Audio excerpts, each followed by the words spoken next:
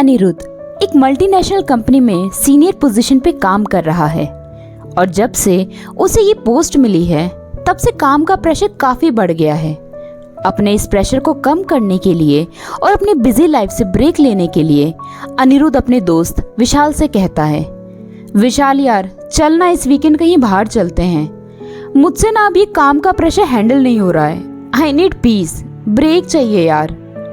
तो विशाल उसकी इस परेशानी का जवाब देते हुए उससे कहता है, अनिरुद्ध तू एक काम करना, मेरा फार्म हाउस है अलीबाग में, वहाँ चले जाए इस वीकेंड। मैं सैटरडे को थोड़ा बिजी हूँ पर संडे को मैं भी वहाँ आ जाऊँगा, दोनों साथ में बैठ के चिल करेंगे। और हाँ, वहाँ हमारा एक केयरटेकर भी है, मैं उसे बोल दूंगा, वो तेरा खाना और रहने का सब इंतजाम कर देगा। अनिरुद्ध को विशाल का आइडिया अच्छा लगता है और वो रेडी हो जाता है अलीबाग जाने के लिए। 11 जुलाई 2019 अनिरुद्ध गूगल मैप पे रास्ता ढूंढते हुए अपनी कार से विशाल के फार्म हाउस पहुंचता है। जैसे ही वो अपनी कार से उतरता है वो देखता है कि फार्म हाउस जिसके ऊपर बड़े बड़े शब्दों में लिखा है द ग्रीनलैंड फार्म हाउस, बाहर से देखने में तो काफ़ी अच्छा लग रहा है पर दूर दूर तक वहाँ इंसान तो क्या पक्षी भी नजर नहीं आ रहा। ये सब देख के अनिरुद्ध को थोड़ा अजीब लगता है। वो अपना सामान गाड़ी से उतारता है और फार्म हाउस के अंदर आता है। अनिरुद्ध जैसे ही फार्म हाउस का दरवाजा खोल के अंदर की ओर जाता है तो अचानक अंदर से एक चील रफ्तार में उड़ते हुए अनिरुद्ध के सर से टकराते हुए बाहर की ओर उड़ जाती है। अनिरुद्ध डर जाता है और 1 मिनट के लिए उसकी सांसें थम जाती है। तभी पीछे से एक आदमी उसे आवाज लगाता है, साहब आप आ गए। अनिरुद्ध तुरंत पलटता है और देखता है कि उसके सामने एक 45 साल का आदमी खड़ा है जिसने सफेद मैली धोती कुर्ता पहना है। उसे देख के अनिरुद्ध को याद आता है कि विशाल ने उसे बताया था कि उसे एक केयर टेकर उसके फार्म हाउस में मिलेगा जो उसके खाने पीने का ध्यान रखेगा। अनिरुद्ध उस आदमी का नाम पूछते हुए कहता है, कहाँ थे तुम? विशाल ने बताया था ना कि मैं आने वाला हूँ, और तुम्हारा नाम क्या है? तभी ये केयर टेकर अपना नाम बताते हुए कहता है, जी साहब मेरा नाम भूषण है, साहब ने बताया था कि आप आने वाले हो, माफ करना वो मैं थोड़ा सामान लेने चले गया था, आप अंदर वाले कमरे में जाके आराम करिए, मैं आपका खाना तैयार करता हूँ। अनिरुद्ध भूषण की ओर थोड़ी शक की नजरों से देखता है और अपना सामान उठा के अंदर के कमरे में चले जाता है। रात के करीबन 1:30 बज रहे हैं। अनिरुद्ध का डिनर हो चुका है और वो लॉन में बैठ के अपने लैपटॉप पे कुछ काम कर रहा है। तभी उसे अचानक से ऐसा महसूस होता है जैसे सामने वाले पेड़ के पीछे से कोई उसे चुप चुप के देख रहा है।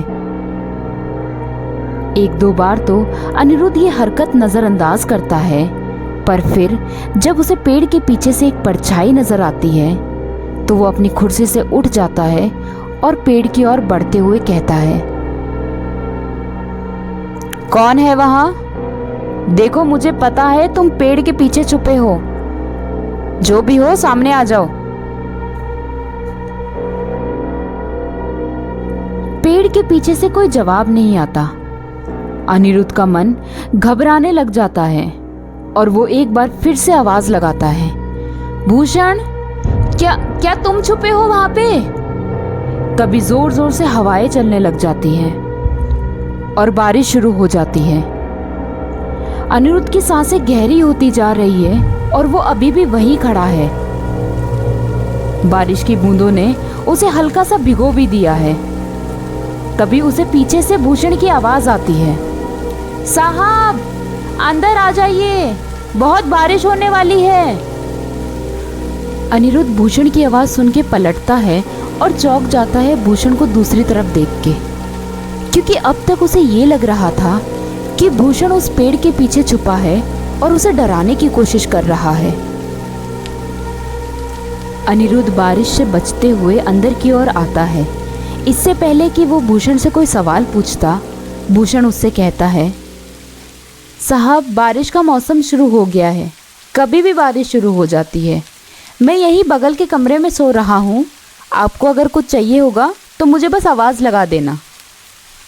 इतना बोल के भूषण वहाँ से चले जाता है। अनिरुद्ध भी उस परछाई को अपना मन का वहम समझ के अपने कमरे में सोने चले जाता है। रात के करीबन 2:30 बज रहे हैं। अनिरुद्ध गहरी नींद में सो रहा है। तभी अचानक लाइट चली जाती है, जिससे फार्म हाउस की सारी लाइट्स और पंखे बंद हो जाते हैं। अनिरुद्ध को अचानक से गर्मी और बेचैनी महसूस होती है और वो एकदम से उठ जाता है।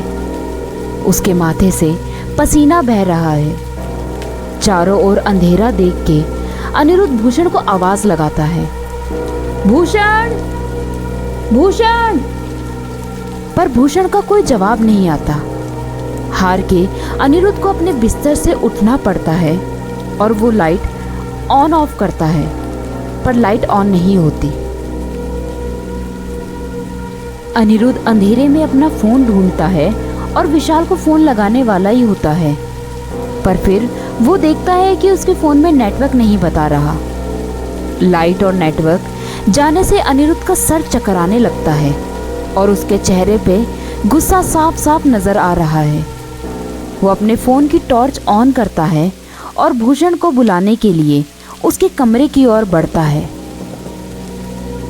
पर इससे पहले कि अनिरुद्ध अपने कमरे से बाहर जाता, उसके सामने एकदम से भूषण आके खड़ा हो जाता है।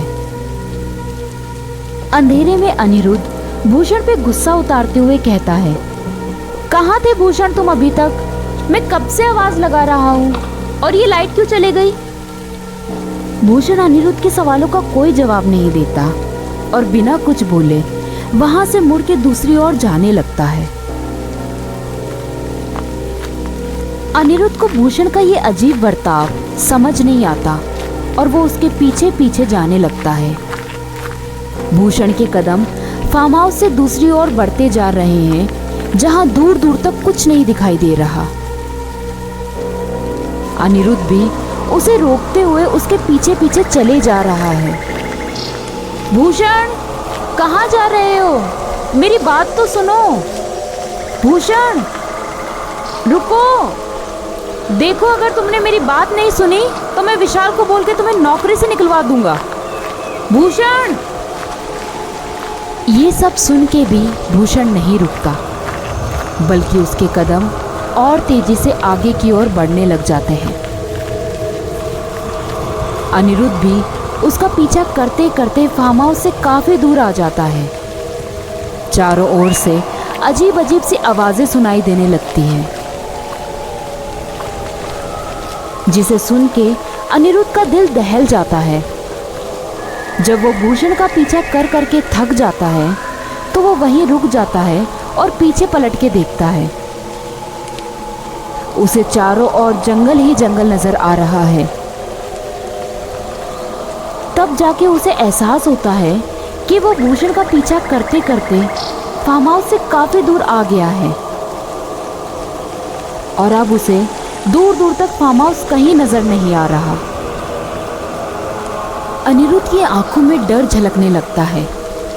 उसे सांस लेने में मुश्किल होने लगती है और डरते डरते किसी तरह फार्म हाउस की ओर आगे बढ़ता है, पर उसे किसी भी और फार्म हाउस नजर नहीं आता।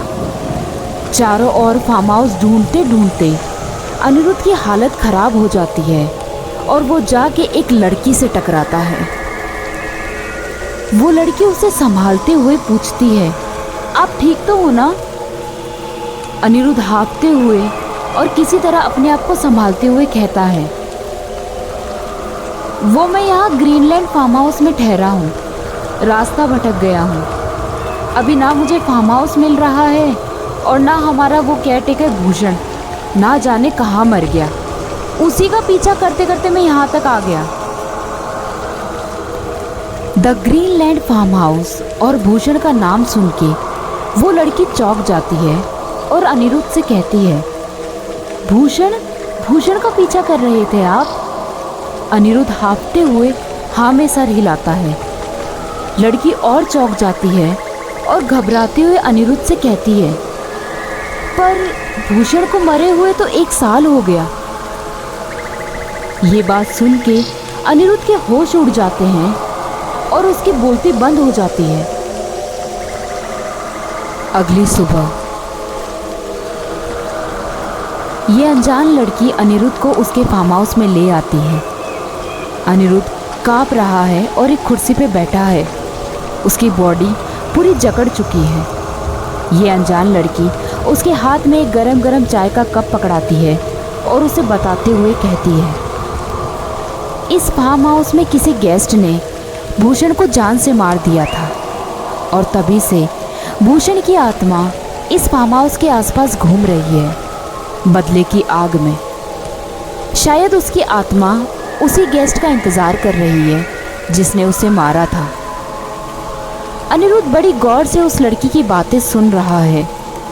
तभी आगे वो लड़की उससे कहती है, शायद आप उसके गुनहगार नहीं हो, इसीलिए उसने आपको छोड़ दिया, वरना ना जाने क्या होता।